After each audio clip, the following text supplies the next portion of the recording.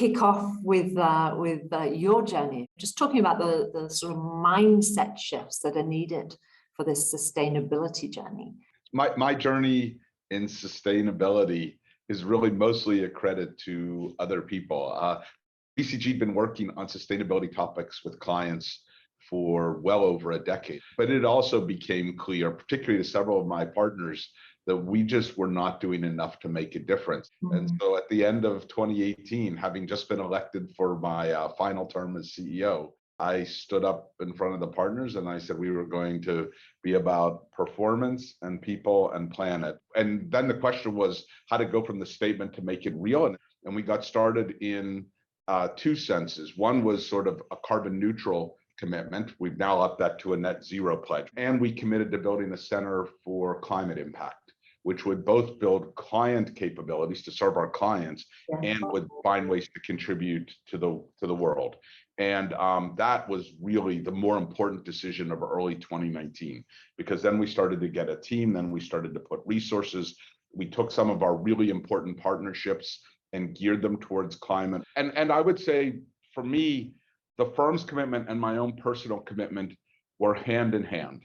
Having a place like BCG with such amazing people that were constantly teaching me, I got both more educated and more serious about how I could contribute effectively and why it was so important that, you know, someone in my unique vantage point and position really step up. You mentioned it, you know, getting, you know, colleagues across a whole organization to own this and change is a key part of it. What's your advice to leaders to sort of start that movement within their organizations? I think for many, many companies, our employees are thirsting for organizations that live purpose. And purpose is not just about climate and sustainability. Purpose is very business contextual. It's about understanding the why we exist, what makes us unique in the world. What's the intersection of the unmet needs of the world and our distinctiveness. So I think it's very important to set ambitious goals and to show that they're real. They're not just on paper or greenwashed or whatever, but it's also important to find ways for employees to feel like they're a part of that journey. And then third is the intersection of bold commitment, some of which you don't know how to deliver today, and action plans that you know you can match up to. But you must have had some resistance within your own organization at times.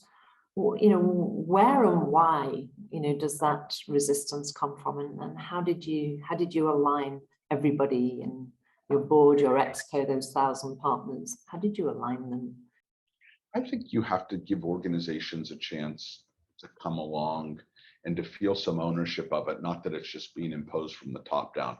For us, the hardest part by far has been the commitments to reducing travel intensity in the work that we do. So I think the first time I said we're going to reduce it by 20%, and we'll get another 5% because the airlines themselves will get more efficient. Part of what COVID taught us is zooming talent in from around the world could help. So then the commitment went up to 30%. Now we're at 35%.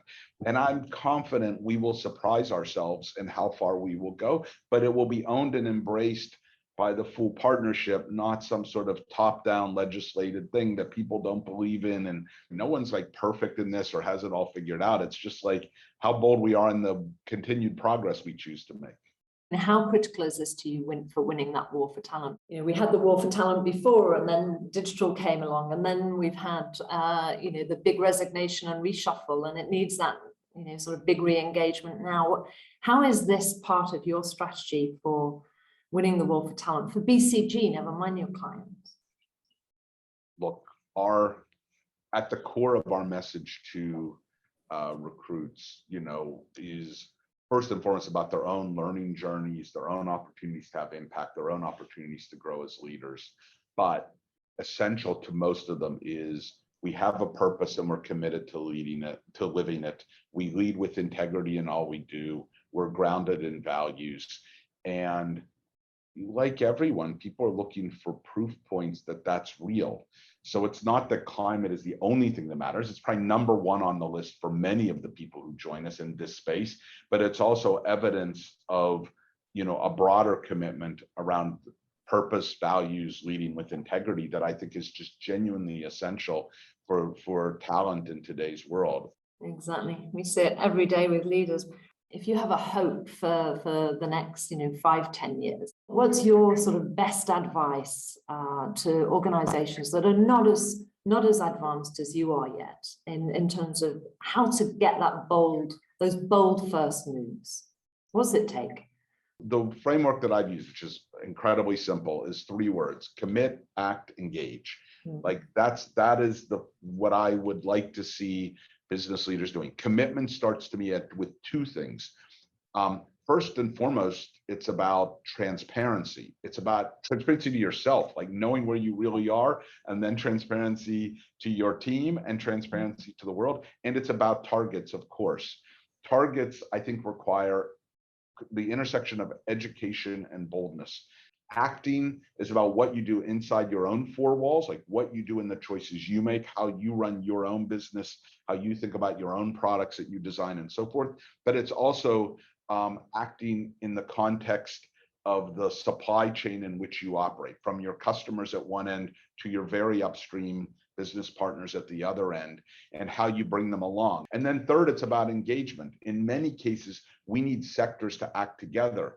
Picture being a mid-tier supplier to 4 major customers in an industry, and each one wants to measure it in a different way, and each one wants to use a different system, and each one wants you to report on a different time frame. What's the immunity to change behind the shift of metrics? So one of our most famous partners, this guy, Yves Moriot, he said, the way you change behavior is you change context. When you change context, people will adapt their behavior to succeed in a new context, and their thinking will move with their behavior rather than their thinking moves their behavior. There are too many business leaders that do not realize yet how much context has changed. And frankly, we have key context shaping bodies that have not done enough to change context.